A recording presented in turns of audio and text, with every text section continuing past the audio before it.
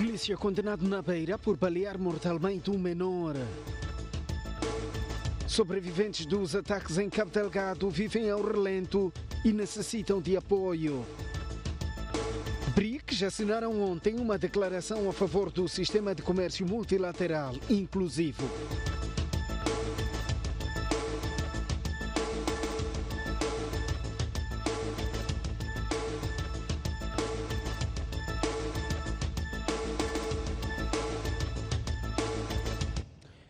Muito boa noite. A lei de combate ao tráfico de pessoas deve ser revista porque está desajustada da realidade. Este posicionamento é da Procuradora-Geral da República, Beatriz Buchili, que falava hoje na abertura do seminário sobre luta contra o tráfico de pessoas. A Procuradora-Geral da República dirigiu nesta sexta-feira o seminário sobre o combate ao tráfico de pessoas. Beatriz Buchili disse que os traficantes estão a usar novos métodos, tais como as redes sociais, por isso é urgente rever a lei que está em vigor há 10 anos. A nossa lei contra o tráfico de pessoas data de 2008. Entendemos que há necessidade de revê-la e de se aprovar o respectivo regulamento como forma de adequá-la à situação atual do nosso país. A Procuradora-Geral da República também usou a ocasião para apelar à aprovação do Plano Nacional de Prevenção e Combate do Tráfico de Pessoas. Submetido às entidades competentes para o efeito, o Governo, e que sejam criados centros de acolhimento das vítimas do tráfico.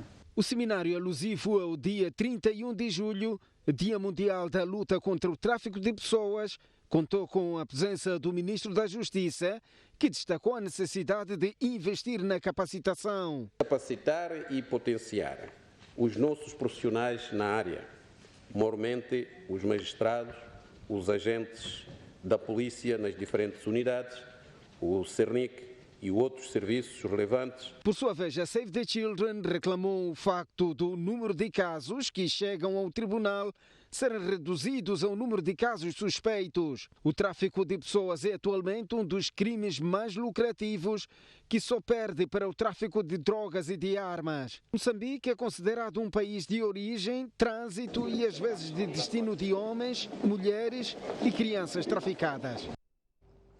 O Presidente da República, Filipe Nyusi, diz que a sua participação na Cimeira do Brasil, Rússia, Índia, China e África do Sul, BRICS, foi positiva porque conseguiu manter encontros com alguns chefes de Estado e do governo desses países e de outros que foram convidados, tendo discutido com estes o reforço da cooperação econômica, mas também política e diplomática.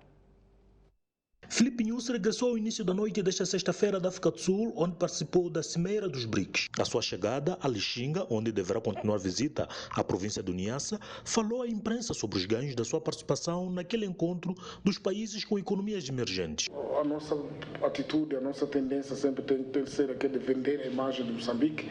Exploramos muito o espaço para podermos colocar mais uma vez o Moçambique no mapa, no sentido econômico, porque para nós entendemos que é um fórum, é verdade, trata de matérias sociais, matérias políticas ou da defesa. Foi também um grande palco de contactos bilaterais, e tivemos contactos com os membros do BRICS e os outros membros que vêm. Por exemplo, havia das Caraíbas, vinham da Argentina. Estabelecemos acordos, aliás, contactos. O chefe de Estado diz que manteve encontros com o presidente da Rússia, Vladimir Putin, que o convidou a visitar aquele país.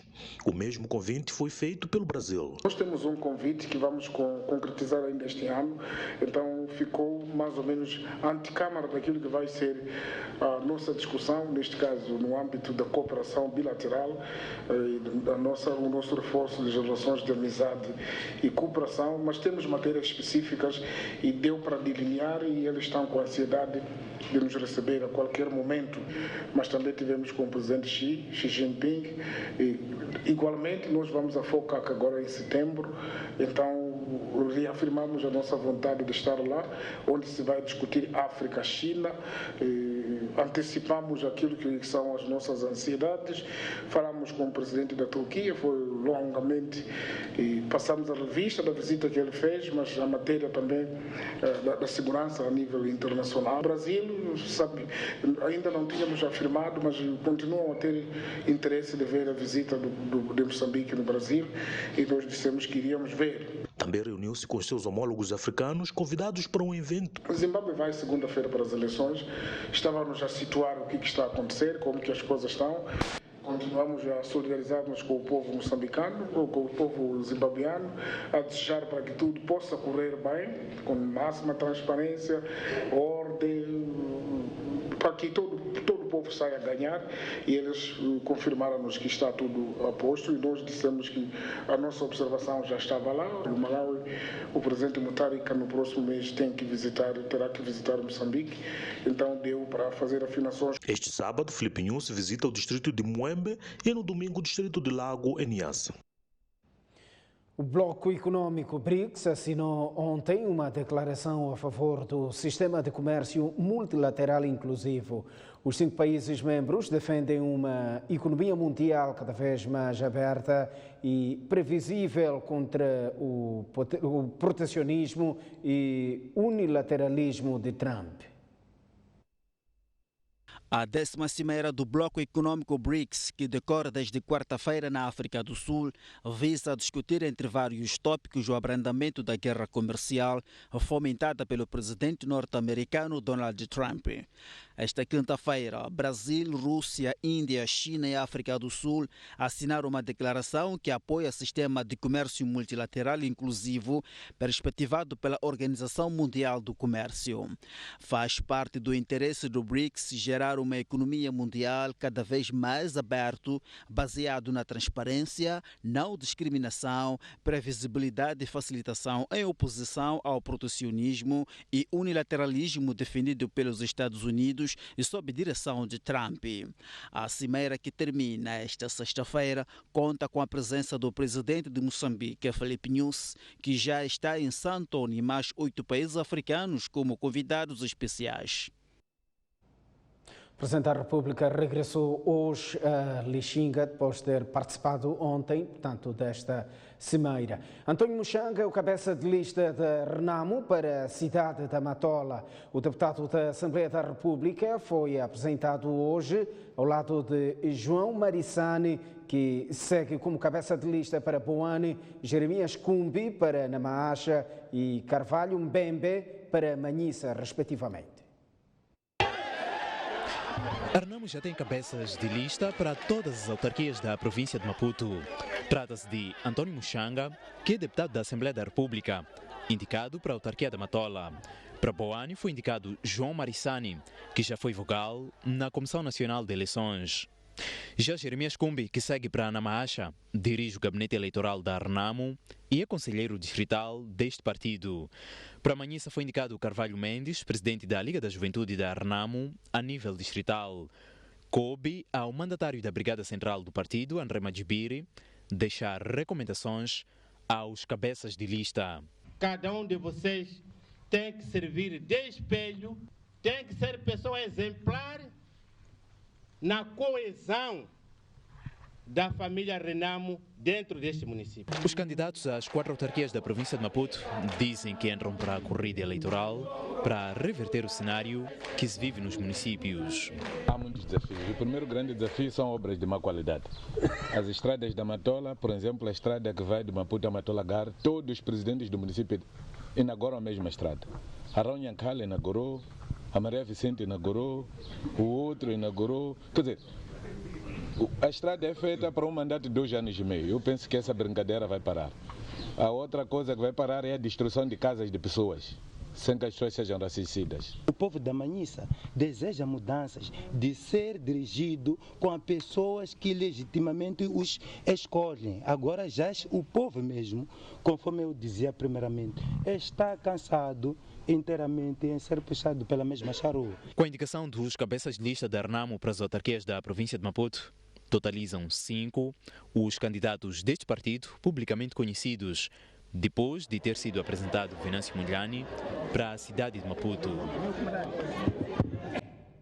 O porta-voz do Partido Frelimo, Kaifatin Manasse, diz que foram respeitados os estatutos e as diretivas sobre as eleições internas para a escolha dos cabeças de lista em todas as autarquias do país e que não há motivos para gerar descontentamento entre os membros do partido porque considera o processo transparente. A diretiva de eleições internas dizia que é para os candidatos à cabeça de lista, cada província, cada município e a cidade do Maputo apenas tinham que mandar 3 nomes à comissão política. E este processo foi feito. Em todos os municípios haviam entre mais de 3, 4, 5, 6, 7 candidatos à cabeça de lista, assim como a cidade de Maputo. E dentre estes, na cidade de Maputo, entre 7 e 8 candidatos que apareceram, foram selecionados 3. E se o camarada que se refere não está no grupo dos 3, foi o processo que ocorreu na cidade de Maputo. Nós, a Comissão Política apreciou os processos e achou os processos todos estarem feitos de forma transparente, de forma normal. Para Kaifatin Manasse, o descontentamento de alguns membros do Partido Frelimo ao nível da sede de Maputo é normal, mas o processo está a decorrer dentro das regras aprovadas pelos órgãos do partido. Quem faz a proposta dos candidatos, segundo a diretiva de eleições internas, são os secretariados a todos os níveis. O Tribunal Judicial de Dondo condenou hoje um agente da Polícia da República de Moçambique a uma pena de 1 ano e 3 meses de prisão por se ter ficado provado que baleou um menor de 14 anos. A pena foi suspensa e o agente irá pagar 600 mil meticais. Este agente da polícia, que responde pelo nome de Kazemba Sais, baleou mortalmente um menor de 14 anos de idade que frequentava a 9ª classe e feriu com gravidade este jovem de 23 anos em finais de julho de 2017, quando pretendia dispersar uma multidão que tentava linchar 2 supostos ladrões de motorizada no município de Dondo, em Sofala. Nesta sexta-feira, o coletivo de juízes do Tribunal Judicial de Dondo provou que a atitude do agente da polícia foi negligente, daí que vai o réu condenado a uma pena única de 1 ano e 2 meses de prisão correcional e multa correspondente à taxa diária de 5% do salário mínimo nacional pelo crime de homicídio involuntário. Vai ainda condenado o réu ao pagamento de uma indenização no valor de 500 mil meticais a favor do senhor Evaristo Rafael Gonçalves, pai do decujo Rafael Evaristo Gonçalves, e no valor de 100 mil meticais a favor da vítima Tomé Zeca João. Entretanto, a pena foi suspensa e substituída por multa. As famílias das vítimas, através de seu advogado, admitem a possibilidade de recorrerem da sentença. Pela prova produzida nos autos, poderia ter havido uma outra qualificação jurídica dos fatos. Portanto, nunca defendi a tese da involuntariedade da ação, tendo em conta que sempre ficou provado que a bala não foi para o ar. Se não foi para o ar, eventualmente pode ter sido dirigida a alguém. Okay? Mas o tribunal é soberano, temos um prazo de 5 dias, portanto, após explicar o conteúdo da sentença, e tomaremos a decisão, havendo ou não recurso. O agente da polícia em causa e o seu advogado, até o fecho desta nota de reportagem, mostraram-se indisponíveis para falar a nossa reportagem, alegando que estavam a analisar a sentença. O primeiro-ministro Carlos Agostinho do Rosário esteve hoje no Festival Nacional da Cultura, tendo interagido com os expositores da Feira do Livro e Disco, bem como da Feira do Artesanato, e disse que é preciso que os artistas ganhem dinheiro com as suas criações e que o governo vai fazer tudo para proteger os seus direitos. Ao fim da manhã desta sexta-feira, o primeiro-ministro visitou a Feira do Livro e Disco, passou por todos os expositores e interagiu com eles. Aliás, na exposição de discos, recebeu das mãos deste músico de Cabo Delgado o seu último trabalho discográfico. No final da visita, o primeiro-ministro disse que o governo está a fazer de tudo para garantir a proteção dos direitos dos artistas, de modo a que eles possam conseguir ter rendimentos com as suas criações. Nós, com este tipo de eventos, queremos reforçar estes mecanismos de proteção da indústria criativa e artística, e nós, como governo, tudo faremos para que essa proteção seja uma realidade. E Não basta, queremos também apelar a toda a sociedade, a todos nós também, nós os meios de informação e comunicação, para que desempenhem este papel do reforço da proteção da indústria cultural e artística. Depois foi visitar a Feira do Artesanato. Aqui viu as artes plásticas, interagiu com escultores, artesãos, estilistas, entre outro tipo de criadores. Na ocasião, disse aos mesmos que devem fazer de tudo para rentabilizar as suas criações e contribuírem para o desenvolvimento do país. Tem também para fazer dinheiro, gerar rendimento, gerar emprego, muito obrigado. Viver bem. Sim. Para além da parte emocional. Parabéns. Parabéns e encorajamos bastante a vocês a continuarem nesse estudo. E nós também queremos incentivar os outros moçambicanos, em vez de comprar coisas que vêm do exterior, nós temos coisas que mesmo podem ser do uso doméstico em casa. Temos açucareiros, temos colheres, temos pratos, temos mesas, assentos feitos pelas nossas mãos por material local. Parabéns a todos vós. Muito obrigado. Ainda em Lixinga, o primeiro-ministro visitou um ateliê e a feira de gastronomia. 460 pessoas estão sendo investigadas pela Direção Nacional de Identificação Civil por apresentarem pedidos de bilhete de identidade com duplo registro e falsificação de dados. As pessoas envolvidas poderão ser criminalmente responsabilizadas por adulteração de dados. São ao todo 460 indivíduos em todo o país que estão sob a investigação da Direção Nacional de Identificação Civil por apresentarem duplo registro e falsificação de dados. Segundo o porta-voz da instituição, a maior parte desses processos é de pessoas que já tinham informações registradas na base de dados e que tentaram pedir a segunda via do BI com dados diferentes dos anteriores. Foram rejeitados e estão sendo investigados seus requerentes por estes pedidos apresentarem vários vícios. Primeiro, temos situações de duplicação de registros com alteração de dados, isso consubstancia crime e responsabilização naturalmente. Então, outros têm 2 registros, apesar de terem os mesmos dados, mas maioritariamente são pedidos de BI cujas certidões apresentadas apresentam alteração de dados, porque as pessoas já têm informação na base de dados com outra informação. Então foram pedir bilhetes de dados com uma outra informação. Havendo comparação em sede da base de dados, constatou-se que havia duplicação de dados, havia duplicação de registro com alteração de dados. Além desse caso, a Direção Nacional de Identificação Civil está a apertar cerco contra esquemas de corrupção na instituição, pelo que 2 funcionárias estão a ser penalizadas por cobranças ilícitas. Portanto, 2 situações na província de Gaza, em que 2 colegas estão sendo responsabilizadas disciplinar e criminalmente por cobranças ilícitas que concorreram para a tentativa de atribuição de bilhete de identidade a quem não tinha direito. Debelamos isso e os colegas estão neste momento a serem processados disciplinar e criminalmente. Nós temos estado a dizer que quando se trata desse tipo de situações, a tolerância de facto é 0. Ainda nos últimos 15 dias foram detidos 6 imigrantes ilegais de origem malauiana na posse de fotocópias falsas de BI. Sobreviventes dos ataques em Cabo Delgado continuam ao relento. As vítimas precisam de quase tudo e pedem apoio.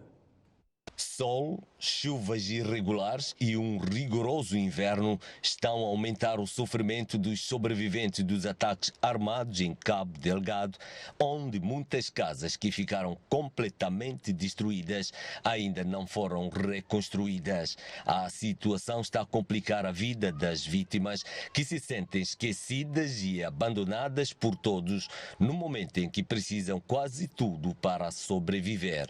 Não temos roupa, não temos nem pratos, por isso pedimos que o governo nos ajude as condições necessárias para a nossa aldeia. O governo, se houvesse a possibilidade de apoio a algumas tendas e também para cobertura, não vamos conseguir com as palhas. Segundo apurou a STV, o problema é grave e muitos idosos e crianças aparentemente precisam de ajuda urgente. No entanto, o governo diz que a situação está controlada. O governo está a dar o seu máximo em função daquilo que tem e a nossa responsabilidade de assistirmos estas famílias. os nossos parceiros também, mesmo sem esse movimento, estão a dar aquilo que estão a dar. Julgamos não ser muito oportuno lançar este movimento, tendo em conta que não encontramos situações que assim o justifiquem. Segundo dados oficiais, desde que iniciaram os ataques armados em Cabo Delgado em outubro de 2017, foram queimadas cerca de 500 casas e mais da metade das famílias sobreviventes não conseguiram salvar seus bens.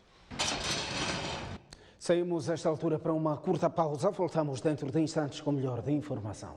Até já.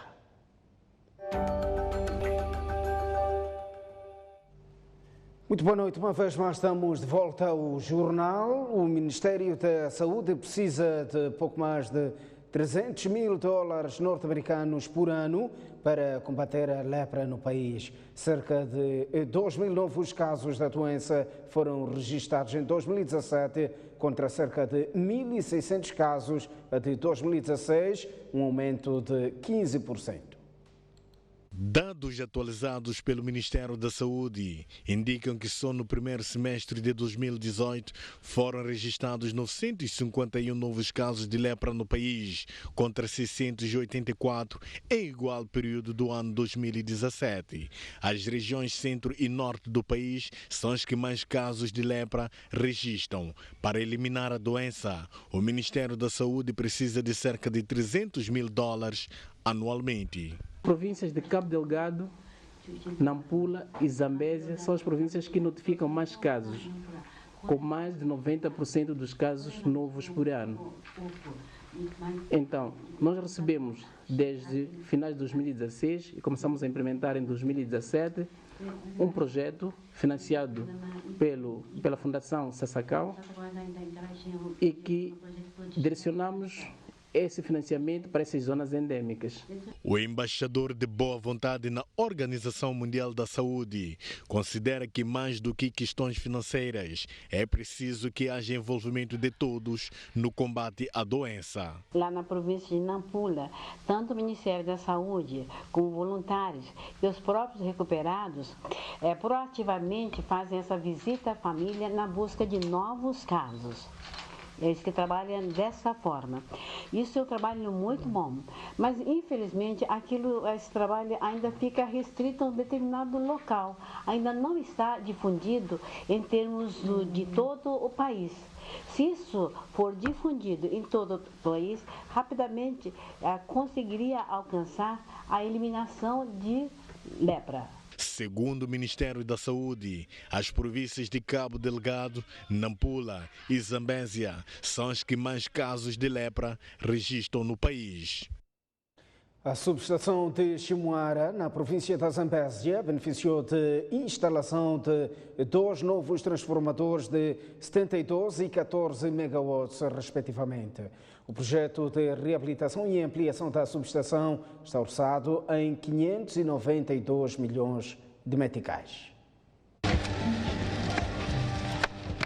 Com a entrada em funcionamento dos 2 novos transformadores, a subestação de Chimoara passa a ter uma capacidade de 136 megawatts, o suficiente para alimentar 100 milhões de clientes domésticos. Neste momento, mais de 7 mil clientes estão a beneficiar da energia da subestação de Chimoara. Desta maneira temos muitas vantagens neste momento, porque podemos trabalhar nesta parte preta. Temos este transformador e conseguimos alimentar o norte, a região norte, conseguimos alimentar a região centro e distrito. Também podemos trabalhar com essa parte verde montada atualmente para a reabilitação do projeto, que temos 72 megawatts, 14 megawatts também. É uma alternativa de manter sempre a energia favorável aos clientes. Com os 2 novos transformadores instalados nesta subestação, fica garantida a continuidade de fornecimento da energia em casos de manutenção. E o que nós vimos aqui, o que foi feito aqui foi expansão, reabilitação, expansão e aumento da capacidade dessa subestação, que passou para 134 megawatts. E atualmente nós temos necessidade de utilizar 10 megawatts. Portanto, temos capacidade adicional que foi posta aqui à disposição para o desenvolvimento futuro, para os próximos, a previsão para os próximos 20 anos. A energia da subestação de Chimoara beneficia 3 distritos da região sul da província da Zambésia, igual ao número da zona norte de Sofala e um distrito de Manica. Agora um olhar ao desporto. O treinador do Costa do Sol, Horácio Gonçalves, diz que a sua equipa está a preparar o jogo da 19ª jornada contra o Desportivo de Nacala com rigor e respeito pelo adversário.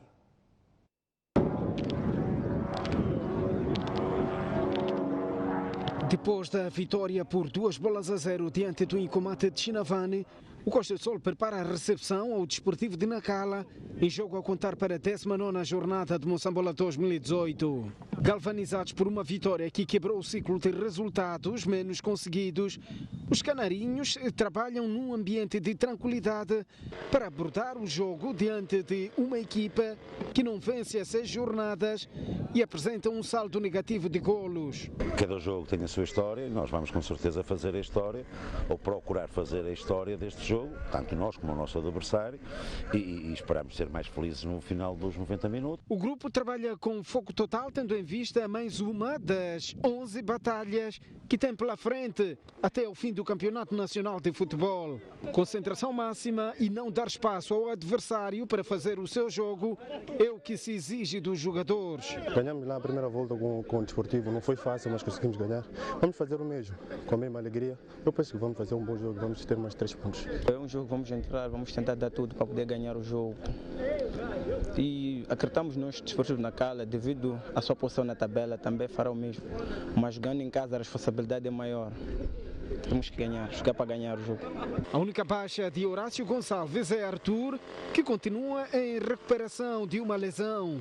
Na primeira volta, o Costa do Sol venceu o Desportivo de Nacala por uma bola sem resposta. Chiquinho Conde foi apresentado esta quinta-feira como treinador da equipa de Sub-23 do Vitória de Setúbal para as próximas 2 épocas, tendo assinado um contrato que prevê mais uma temporada de opção. Depois de ter levado a União Desportiva de Songo à conquista do título em 2017, este ano ter sido afastado do cargo por alegados maus resultados, Chiquinho Conde abraçou um novo desafio. O antigo avançado do Vitória de Setúbal, Belenenses, Sporting e Sporting Braga disse estar satisfeito pela oportunidade de regressar ao futebol português. É um clube onde foi muito feliz nos anos 90 do século passado. Chiquinho Conde, de 52 anos, disse que os objetivos traçados para a nova etapa que abraçou em Setúbal passam por potenciar jogadores e assegurou que irá dar o seu contributo. Estou muito motivado. Esperem de mim maior humildade, trabalho, empenho e compromisso para levar este projeto a bom porto, referiu o técnico moçambicano. Conde é uma referência do Vitória de Setúbal, tendo vestido a camisola do clube Sadino nas temporadas 1992-1993, 1993-1994, 1997-1998, 1998-1999 e 1999-2000. Estamos à porta de mais um intervalo, mas antes o estado para as principais cidades moçambicanas. Maputo irá registrar amanhã uma máxima de 29 graus e uma mínima de 14, 27 graus de máxima para Xaixai e 14 de mínima. Inhambane terá uma máxima de 28 graus e uma mínima de 18. No centro do país, Tete terá uma máxima de 30 graus e uma mínima de 16, 25 graus de máxima para Chimoio e 11 de mínima. Beira, 26 de máxima e 18 de mínima. 27 graus de máxima para Quilimane e 16 de mínima.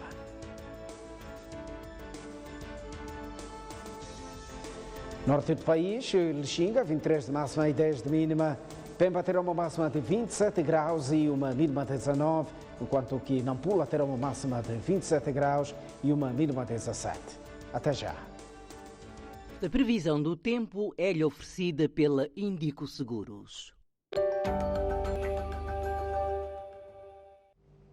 Muito boa noite, uma vez mais, terceiro e último bloco do jornal. Vamos, a esta altura, olhar o mundo. O Irão voltou à guerra de palavras com os Estados Unidos da América depois de Donald Trump ter avisado ao Irão para nunca mais ameaçar o seu país. O Irão não se mostrou cobarde perante as ameaças de Donald Trump, quem disse que poderia punir o Irão de uma maneira jamais vista caso voltasse a ameaçar os Estados Unidos. Esta quinta-feira, o comandante-geral das Forças Especiais do Irão, Qassem Soleimani, considerou as palavras de Trump uma linguagem das discotecas, tendo dito que se tiver algum problema, fale comigo e não com o presidente. Nós estamos bem perto de ti que nem sequer podes imaginar.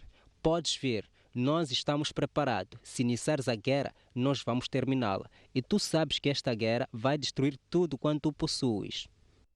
O presidente norte-americano ainda não respondeu às palavras acesas do Irão, mas caso pense em avançar com a guerra, poderá ter dificuldade de iniciá-la depois da contestada invasão ao Iraque e a subida de petróleo no mundo. O esfriamento das relações diplomáticas entre os dois Estados iniciou em maio, quando Trump decidiu retirar os Estados Unidos do acordo nuclear de 2015 e ameaçou impedir a comercialização do petróleo pelo mundo. Está tudo visto no Jornal da Noite. Voltamos a cruzar caminhos em antena na STV Notícias a partir das 9 da noite com o melhor de informação e análise. Fique já a seguir.